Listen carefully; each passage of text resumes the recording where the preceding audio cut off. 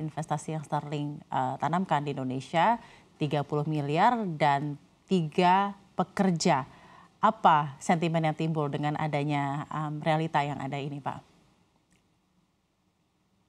Ya, ini tentu ya kita agak bingung juga gitu ya, karena kan selama ini kita mengharapkan adanya investasi jumbo ya dari Starlink maupun SpaceX di Indonesia. Jadi kalau misalnya angkanya 30 miliar ini, kalau di bisnis telekomunikasi, di bisnis internet ini hitungannya UMKM gitu ya, karena bisa dibayangkan bahwa satu tower itu di industri telekomunikasi itu 2 miliar ya. Jadi bayangkan kalau misalnya 30 miliar itu hanya 15 menara telekomunikasi gitu kan. Dibanding mungkin ribuan yang dimiliki oleh operator telekomunikasi dan yang sudah dibangun.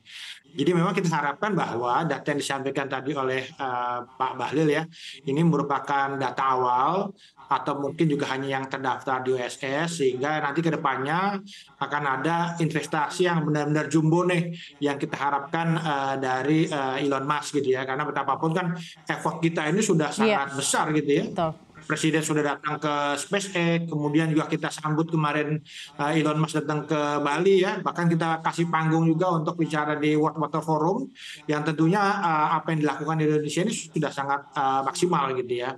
Walaupun memang sebenarnya kan juga memang antara Starlink dengan ekosistem baterai listrik, ekosistem kendaraan listrik ini mungkin bisa saja agak berbeda gitu ya.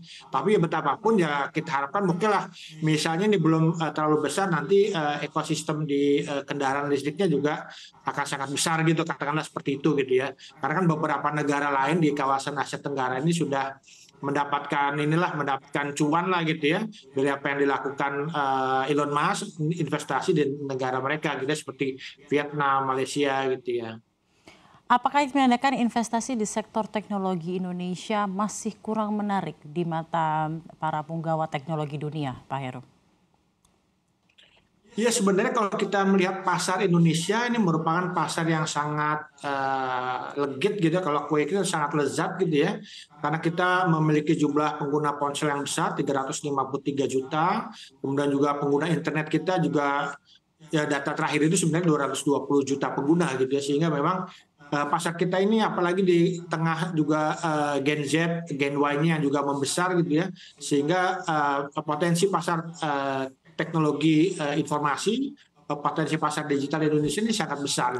Nah kita memang juga perlu banyak perbaikan-perbaikan di sisi internal gitu ya, termasuk mungkin perpajakannya, kemudian juga mungkin juga bagaimana kalau misalnya mereka membangun perusahaan di sini seperti apa kemudahannya, mencari tempat untuk pabrik misal gitu ya. Dan memang juga yang menariknya itu adalah bahwa ya kadang-kadang investor itu juga ketika dikejar-kejar itu malah mereka menghindar gitu ya. Kita kan sudah misalnya pernah pengalaman buruk juga dengan Foxconn, ya mereka mungkin nggak mau investasi di Indonesia, tapi kan kita kejar-kejar, kita sediakan tempat, kata mereka butuh tempat segala macam, mereka sampai akhirnya terakhir itu 2019 menunggu pergantian presiden gitu ya, sampai presiden berganti pun akhirnya juga nggak ada investasi gitu kan. Nah ini yang juga kadang-kadang kita juga mungkin juga harus jual mahal gitu ya.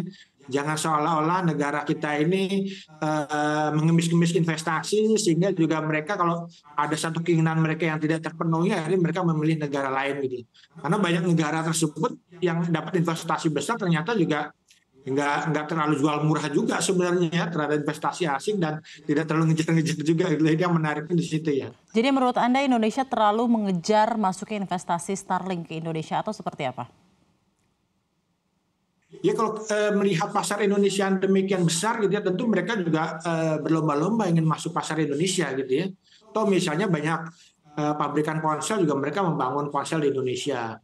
Kemudian juga kalau misalnya kita lihat dengan perkembangan teknologi kecerdasan buatan di Indonesia ini juga udah mulai juga banyak raksasa teknologi dunia untuk masuk ke Indonesia gitu. Ini kita fasilitasi saja.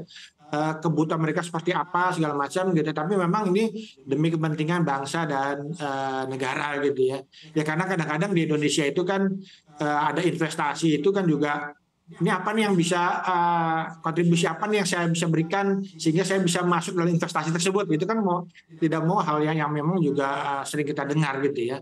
Tapi ya memang kalau saya melihat bahwa ya kalau misalnya mereka butuh Indonesia, mereka akan datang ke Indonesia. Jadi kita juga nggak usah terlalu memaksa mereka untuk masuk ke Indonesia, karena kadang-kadang kalau gadis yang cantik itu nggak perlu ngejar-ngejar lelaki gitu ya, Oke. bahkan banyak akan meminang dia kan, istilahnya seperti itu, yang sehingga ya memang ya kita seperti gadis yang cantik lah, orang akan banyak meminang kita nantinya gitu. Pak Heru sudah cukup jelas, terima kasih banyak. Tapi jika kita berusaha menakar kembali masalah yang ada dari segi tata kelola dan governance untuk investasi terutama di sektor teknologi di Indonesia, apa yang bisa Anda sampaikan? Karena somehow sebenarnya dari population kita secara market yang paling besar dibandingkan peer countries kita di Asia Tenggara saja. Tapi kita bisa melihat kemajuan dari iklim sektor teknologi ini negara-negara kita, tetangga kita bahkan jauh lebih baik dari Indonesia. Apa yang salah, Pak? Ya memang ini juga merupakan satu hal yang perlu kita introspeksi bersama gitu ya. Karena memang secara pasar itu besar, hanya nilai investasinya mungkin kadang-kadang negara lain besar, kita kecil gitu kan. Nah ini kan yang perlu ada introspeksi juga. Kenapa terjadi seperti itu? Saya tadi mengungkapkan beberapa hal gitu ya. Ya kadang-kadang mungkin jangan terlalu kita juga seolah kita butuh investasi. Kalau kita memang negara yang berkualitas, negara yang memang layak mereka investasi, mereka akan investasi di sini tanpa perlu mungkin dipaksa-paksa. Kalau dipaksa-paksa juga kadang-kadang juga orang bilang kenapa nih saya dipaksa-paksa kan gitu kan. Kemudian juga memang ya kita harapkan juga nanti akan ada kestabilan politik, gitu ya, terutama juga kestabilan tenaga kerja nih. Kadang-kadang ya juga memang ada informasi juga yang salah, yang salah mereka dengar atau miskomunikasi gitu, bahwa kita sering banget demo gitu ya. Ya padahal kalau misalnya gajinya mencukupi gitu ya, kemudian juga kesejahteraan pegawainya ini dijaga kan juga tentu kan pegawainya kan juga tidak perlu untuk berdemo gitu ya. Kemudian juga ya mungkin dari lingkungan sekitar, perizinan segala macam, memang ada beberapa perbaikan sih ya. Katakanlah perizinan kita udah lebih mudah tadi disampaikan, misalnya melalui OSS gitu ya.